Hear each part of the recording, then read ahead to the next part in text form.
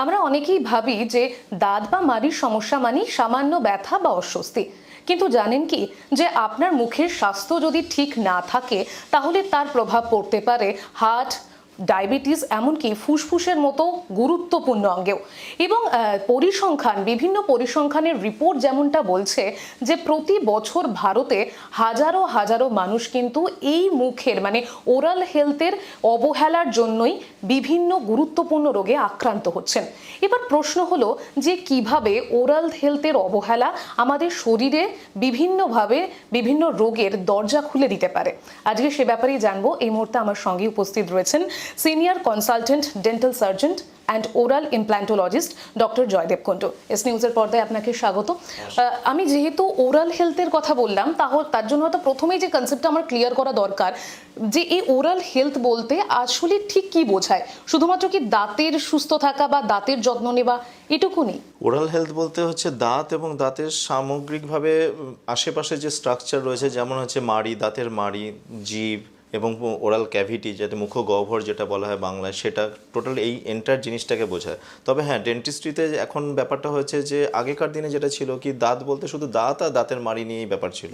এখন আমাদের হয়ে গেছে কি ওরোফেশিয়াল, মানে পুরো মুখমণ্ডলটা নিয়ে আমাদের এখন ব্যাপার। যেমন ধরুন হচ্ছে দাঁতের যদি নেগলিজেন্সি থেকে অনেক সময় কি হয়, কারোর শার্প টুথ রয়েছে, দাঁতে খোঁচা লাগছে, ব্যথা হচ্ছে, বা জিভের একটা ঘা হয়েছে, তো সেইখান থেকে অনেক সময় ক্যান্সার ডেভেলপ করছে। তো যার ফলে কি হচ্ছে যে ক্যান্সার যখন ডেভেলপ করছে তখন হচ্ছে জিনিসটা তখন হচ্ছে দাঁতের মধ্যে সীমাবদ্ধ না, তখন জিভ এবং আনুষঙ্গিক স্ট্রাকচারের মধ্যে সেটা ইনভলভ হয়ে যায়। যার ফলে কি হচ্ছে, এটা আমাদের ওরোফেশিয়াল রিজিয়ন হিসেবেই এটাকে ধরা হয়। মানে এখন বলতে গেলে ডেন্টিস্ট্রিটা আমাদের পুরো হেড অ্যান্ড নেক মিলিয়ে টোটাল জিনিসটাকেই আমাদের কাউন্টিং করা হয়। ঠিক আছে। আচ্ছা, এবার যে বিষয়টা স্যার জানবো যে এখন বর্তমানে ওরাল হেলথের সাথে ওভারঅল হেলথের একটা অংশ বলা হচ্ছে ওরাল হেলথকে।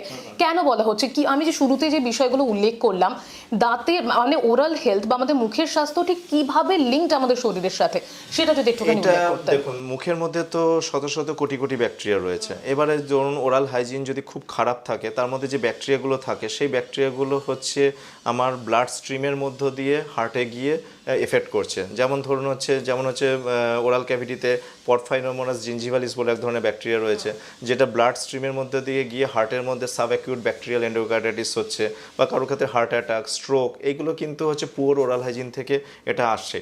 তো এই একটা চান্স খুবই থাকে। এবং আরেকটা দেখা যায় যে ধরুন কারোর ক্ষেত্রে যেমন ডায়াবেটিসের সাথেও বা পুয়ার ওরাল হেলথ একটা ওতপ্রোতভাবে জড়িত। যাদের ক্ষেত্রে ডায়াবেটিস রয়েছে তাদের ক্ষেত্রে ওরাল হাইজিনটা খুব খারাপ হয়। কেন? তার কারণ হচ্ছে এক তো হচ্ছে সুগার হাই লেভেল বেশি থাকার জন্য, বা ডায়াবেটিসের কিছু লক্ষণ থাকে যেরকম স্যালাইভেশনটা কম হয়, জেরোস্টোমিয়া হয়, তারপর ওরাল থ্রাস্ট হয়। তো যার ফলে কি হচ্ছে যে ফাঙ্গাল ইনফেকশন, সেইগুলো থেকে ওরাল হাইজিন পুয়ার হওয়ার কারণে দাঁতে ক্যাভিটি হওয়া বা দাঁতে ইরোশন হওয়া বা মুখে ব্যাড স্মেল ক্রিয়েট করা, এই জিনিসটা হয়। তো যার জন্য কি হয়, আমরা বলি যে ডায়াবেটিস পেশেন্টদের ক্ষেত্রে ওরাল হাইজিন আরও বেশিভাবে কেয়ার নেওয়া উচিত, এবং যদি সেটা নেওয়া হয় তাহলে ডায়াবেটিসটাও আমরা কন্ট্রোলে রাখতে পারি সেক্ষেত্রে। আচ্ছা, আর শুরুতে একটা বিষয় আমি যেটা বলছিলাম যে আমাদের লাংয়ের ক্ষেত্রেও এই ওরাল হেলথ ইম্প্যাক্ট বা প্রভাব ফেলতে পারে। আমাদের মুখে যদি কোনো রকম ইনফেকশন বা কোনো ব্যাকটেরিয়া থেকে, সেটা কিভাবে আমাদের ফুসফুসে প্রভাব ফেলছে বা ফেলে? দেখুন, মুখের মধ্যে যখন আমরা শ্বাস প্রশ্বাস নিচ্ছি, মুখের মধ্যে যখন খারাপ যে ওরাল হাইজিন যদি থাকছে, সেটা অবশ্যই হার্টের মধ্যে যে এফেক্ট পড়ছে, সেটা লাংসের থ্রু দিয়েও ব্লাড স্ট্রিমে ঢুকছে।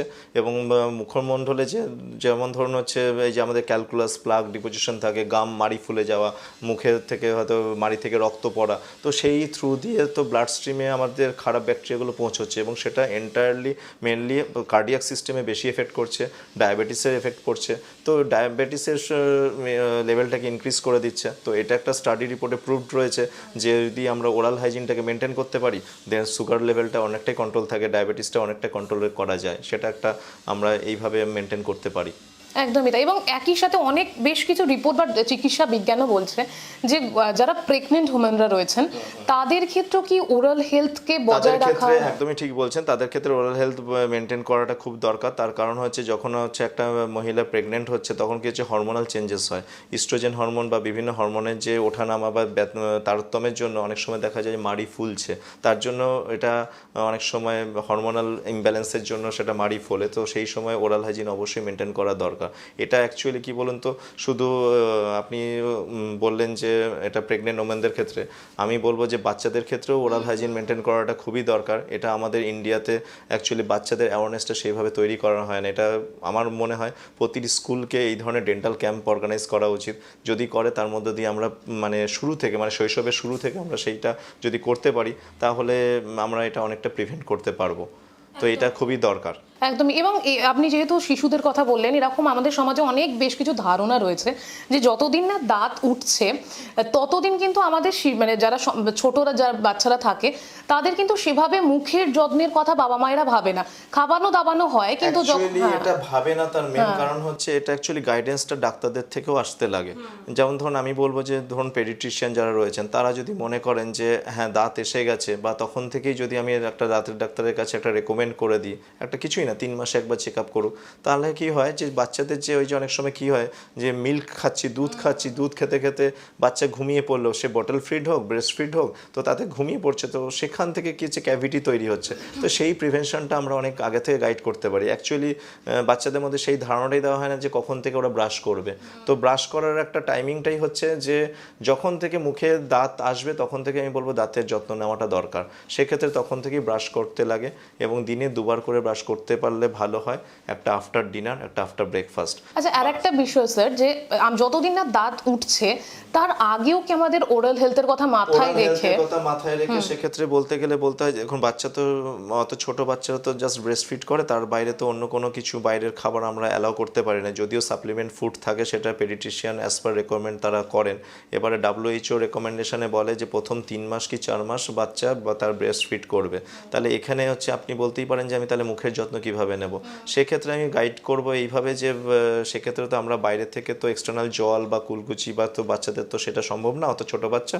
সেক্ষেত্রে আমরা বলতে পারি যে তুলো গরম জলে টকবকে ফুটিয়ে নিয়ে সেটাকে লিউকওয়ার্মে ঠান্ডা করে সেই তুলো, পরিষ্কার তুলো, স্টেরাইল তুলোটা দিয়ে বাচ্চার যে মাড়িটা রয়েছে, গাম প্যাড যেটা বলা হয়, সেটাকে জাস্ট মুছিয়ে নেওয়া। যদি মুছিয়ে নিতে পারি তাহলে কি হচ্ছে ওই যে ওরাল ক্যান্ডিডিয়াসিস যেটা বলে, ওরাল থার্স বলা হয়, সেইটা ডেভেলপ করে না। সেক্ষেত্রে বাচ্চাদের ওই যে ওরাল ক্যান্ডিডিয়াসিস বা ওরাল থার্সটা প্রিভেন্ট করা যায়। তো এইভাবে আমি ওরাল হাইজিনটাকে মেনটেন করতে পারি অন্তত যতক্ষণ না দাঁত আসছে। এতক্ষণে কথা বলতে বলতে বেশ কিছু সমস্যাও কিন্তু আপনার মুখ থেকে উঠে এসেছে, এবং আমিও বলছিলাম যেটা যে আমাদের মাড়িতে বা দাঁতের সমস্যা, ব্যথা হওয়া, এগুলো তো খুব কমন একটা সমস্যা। কিন্তু কোন ধরনের সমস্যা দেখলে আমাদের একটু সতর্ক হওয়া উচিত বা পদক্ষেপ করা উচিত ফেলে না রেখে? প্রথমত বলবো সমস্যা বলতে পথ চলতি যেটা আপনি চট করে আপনার নজরে আসবে সেটা হচ্ছে মুখের দুর্গন্ধ হওয়া। এবার একটা মানুষ হয়তো নিজের মুখের দুর্গন্ধ নিজে বুঝতে পারে না, হয়তো তার পাশে হয়তো বাড়িতে রয়েছে ফ্যামিলিতে, তার হাজব্যান্ড দেখতে পাচ্ছে বা ওয়াইফের মুখ থেকে গন্ধ আসছে, বা অন্য ফ্রেন্ড সার্কেল থেকে বলছে তোর মুখ থেকে ব্যাড স্মেল আসছে। লজ্জা পাওয়ার কিছু নেই, আপনি তৎক্ষণাৎ ডাক্তারের কাছে যোগাযোগ করুন। তো সেইভাবে আপনি সেটাকে প্রিভেন্ট করতে পারেন। আরেকটা সেকেন্ড হচ্ছে যে ব্রাশ করতে গিয়ে মাড়ি থেকে রক্ত পড়া। যদি সেরকম দেখেন যে মাড়ি থেকে রক্ত পড়ছে, তাহলে অবশ্যই দাঁতের ডাক্তারের সাথে যোগাযোগ করুন। ওই মানে আপনি অ্যাডভার্টাইজমেন্ট দেখে একটা কিছু আপনার আয়ুর্বেদিক টুথপেস্ট ইউজ করে নিলাম, ধামা চাপা দিলাম, সেটা না। অ্যাকচুয়ালি মাড়ি থেকে রক্ত পড়া, মুখে দুর্গন্ধ হওয়া পিছন নিশ্চয়ই কোনো কারণ আছে। সেই কারণটা রুল আউট করে যদি আমি ট্রিটমেন্টটা করতে পারি বা সেই রিলিফটা দিতে পারি, আমার মনে হয় সেটা বেশি বেটার। একদম। আর বর্তমানে দাঁড়িয়ে আমি দেখেছি যে কোনো রোগের ক্ষেত্রে আমাদের শরীরের লাইফস্টাইলের একটা বড় ইম্প্যাক্ট পড়েছে। তো আমাদের এই ওরাল হেলথের ক্ষেত্রেও কি ধরনের লাইফস্টাইল, যে আমাদের প্র্যাকটিসগুলো রয়েছে আমরা প্র্যাকটিসে, যেগুলো আমাদের এই মুখের স্বাস্থ্যের ক্ষেত্রে একটা বড় প্রভাব ফেলছে? একটা হচ্ছে যেটা দেখুন, এখন আর মডার্ন লাইফস্টাইলে হয়েছে কি আমরা রেডিমেড খাবার খেতে পছন্দ করি। এবার রেডিমেড শুধু খাবার তো অনেক কিছুকে রেডিমেড বলা যায়, কিন্তু রেডিমেড খাবারের মধ্যে আমরা কি করছি, cake, pastry, patties, fruit juice এগুলো ইউজ করছি। এইগুলো একদমই উচিত না। আমাদের উচিত হচ্ছে ঘরোয়া খাবার, যতটা হোমমেড ফুড খেতে পারেন ভালো। আচ্ছা, বিশেষ করে যদি আপনি ফ্রুটস খেতে হয় প্রতিটি মিলের পরে বা আপনার ব্রেকফাস্টে বা সারাদিনে অন্তত একবার ফ্রুটস খাওয়া উচিত। সেই ফ্রুটসটা যদি আপনাকে খেতে হয়, আমি বলবো অবশ্যই হোল ফ্রুট খান, কখনোই ফ্রুট জুস করে না। দাঁতের জন্য অবশ্যই অ্যাপেল, গোয়াভা খুবই ভালো। গোয়াভাতে এনরিচড উইথ ভিটামিন সি, তো এটা আমি অলওয়েজ রেকমেন্ড করি। তো এটা অবশ্যই উচিত খাওয়া। আমি ফ্রুট জুসের ডেড এগেনস্ট। বাচ্চাদের ক্ষেত্রে আমরা কি করি, ওই lozenges, sticky lozenges, chocolate, Cadbury school থেকে দিয়ে দিচ্ছে, বাচ্চা কিছু একটা ভালো পারফর্ম করলো, একটা প্রশংসনীয়ভাবে একটা ক্যাডবেরি দিয়ে দিচ্ছি না, সেটার জায়গায় আপনি একটা স্কেল, পেন্সিল, শার্পনার বা একটা কিছু অন্য কিছু গিফট দিন। কিন্তু এই জিনিসগুলো উচিত না। মানে স্টিকি ফুড মারাত্মকভাবে ক্ষতি করে, ফাস্ট ফুড অবশ্যই ক্ষতি করে, সেগুলো উচিত না। আর প্রতিটি খাবার খাওয়ার পরে অবশ্যই আমি বলবো জল দিয়ে ভালো করে কুলকুচি করে মুখ ধুয়ে নেওয়া উচিত। দিনে 2বার ব্রাশ করুন, আফটার ডিনার, আফটার ব্রেকফাস্ট। আর হচ্ছে 3 মাসে একবার করে ডেন্টাল চেক আপে আসুন, আপনার নিকটবর্তী যে ডেন্টাল সার্জন আছে সেখানে চেক আপে আসুন। একদমই তাই। তার মানে আমাদের ওরাল হেলথকে ঠিক রাখার জন্য কি কি করতে হবে সেটা তো আপনার কথাতেই পরিষ্কার হয়ে গেল। কিছুক্ষণ আগেও আপনি উল্লেখ করছিলেন যে ওরাল ক্যান্সারের ব্যাপারটা। বর্তমানে আমরা দেখছি যে বিশ্বব্যাপী ওরাল ক্যান্সার বাড়ছে এবং সেখানে ভারতের কন্ট্রিবিউশন বা ভারতের যে মানে সংখ্যা সেই জায়গাতে যথেষ্ট উল্লেখযোগ্যভাবে বেশি। তো আপনার কি মনে হয় ওরাল ক্যান্সার কেন বাড়ছে? তার মেন কারণ হচ্ছে এই যে যেমন ধরুন স্মোক করছি, একটা টোবাকো জাতীয় জিনিস করছি, বা পান গুটকা সুপারি খাচ্ছি, বা সুপারি খেতে খেতে অনেকের হয়তো দাঁত ফ্র্যাকচার হচ্ছে, ধারালো দাঁত নিয়ে থাকছে, জিভে ঘষা লাগছে, জিভে ঘা হচ্ছে, আমরা তৎক্ষণাৎ কোনো স্টেপ নিচ্ছি না। আমরা জেনে শুনে দেখবেন একটা ক্যান্সারের একটা স্মোকিংয়ের করতে গেলে, সিগারেট কিনতে গেলে তার গায়ে অনেক ঘায়ের ছবি দেওয়া, একটা বাজে যখন ছবি দিয়ে রয়েছে, তাতেও মানুষ ভয় পাচ্ছে না। এখানে আমার কিছু করণীয়, এখানে গভর্নমেন্টকে স্টেপ নিতে হবে। ডেন্টাল থেকে, ইন্ডিয়ান ডেন্টাল অ্যাসোসিয়েশনের তরফ থেকে আমরা যথেষ্ট ক্যাম্প করি, সব কিছুই করি, কিন্তু তারপরেও মানুষজন খাচ্ছে সেটাকে, তাও তো অনেকটা কমে আসছে সেদিকে। কিন্তু মানুষকে পান গুটকা সুপারি এই জিনিসটা পুরোপুরি বর্জন করতে হবে, না হলে তো এটা তো কিছু করণীয় নেই। গাইনোকোলজিস্টের ভূমিকাটা অনেক বেশি দরকার। যখন একটা পেশেন্ট গর্ভবতী হতে যাচ্ছে, মহিলা বা মা হতে যাচ্ছে, তার আগে অবশ্যই একটা ডেন্টাল চেক আপ করানোটা তাদেরও দরকার। কারণ কি ওই পিরিয়ডের সময় আমরা অনেক ওষুধ অ্যাপ্লাই করতে পারি না, অনেক অ্যান্টিবায়োটিক পেন কিলার দেওয়া যায় না, তো সেইটাকে যাতে অ্যাভয়েড করা যায় তার জন্য একটা ওরাল হেলথ চেক আপটা খুবই দরকার। একদম। আর শেষ যেটা জানতে চাইবো সেটা হচ্ছে যে কোনো ভালো হোক বা খারাপ হোক সবটাই তো আমাদের প্র্যাকটিস বা অভ্যেসের মধ্যে রাখা উচিত, বা অভ্যেসেই সেটা মানে পরবর্তীতে আমরা কন্টিনিউ করতে পারি। তো আজ থেকেই কি ধরনের প্র্যাকটিস, ছোট হোক বা বড় হোক, সবার করা উচিত যেটা আমাদের ওরাল হেলথকে সুস্থ রাখতে সাহায্য করবে?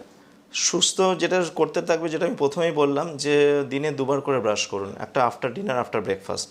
টুথপেস্ট ইউজ করবেন হচ্ছে একটা সিম্পল হোয়াইট কালার টুথপেস্ট, কোনো বাদামি কালার বা কোনো আয়ুর্বেদিক কোনো কিছু না, একটা বেসিক টুথপেস্ট। আমি এখানে ব্র্যান্ড বলবো না, তাহলে একটা ব্র্যান্ড প্রমোশন হয়ে যায়। তো আমি একটা white colour basic toothpaste use করুন। আর ব্রাশটা হতে হবে একটু ভালো, যেটা হচ্ছে সফট ব্রিসেলস যুক্ত ব্রাশ হতে হবে, কোনো মিডিয়াম হার্ড নয়, সফট ব্রাশ ইউজ করতে হবে। আর হচ্ছে খাবার দাবারের ক্ষেত্রে ফ্রুটস খান, হোল ফ্রুটস খান। প্রতিটি খাবার খাওয়ার পরে মুখ কুলকুচি করুন, ওরাল রিন্স করুন, মানে একটু যত্ন নিয়ে মুখটা ধুন। এমন নয় যে ব্যস্ততার মধ্যে মুখে জল নিলাম ফেলে দিলাম, সেরকম না। অফিসে যারা রয়েছেন তারা প্রচুর দেখবেন চা খান, তাদের ক্ষেত্রে আমার একটা অনুরোধ যে লিকার চা খান উইদাউট সুগার, সেটা অনেক, ব্ল্যাক টি উইদাউট সুগার। তো এটা অনেক বেশি এফেক্টিভ। মানে দুধ চা খেলে কী হচ্ছে, সেইটা যে একটা কোটিং রয়ে গেল মুখের মধ্যে, ক্যাভিটি ক্রিয়েটটা বেশি করে। তো আমার মনে হয় সেটার ক্ষেত্রে লিকার চা খান বা লেবু চা খান বা চিনি ছাড়া চা খান, সেটা অনেক বেশি এফেক্টিভ। তো এইগুলো মেনটেন করলে আমার মনে হয় ঠিক থাকবে। 3 মাসে একবার ডেন্টাল চেক আপ, 6 মাসে একবার স্কেলিং, ওরাল প্রোফিল্যাক্সিস, ব্যাস। অসংখ্য ধন্যবাদ স্যার আপনাকে আমাদেরকে সময় দেওয়ার জন্য।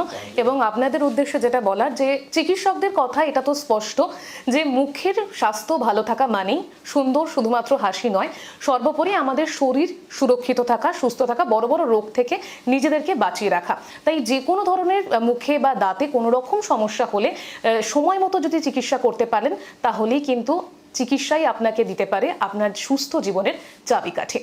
ক্যামেরায় স্নেহাঙ্কুরের সাথে রিয়া রিপোর্ট, এস নিউজ।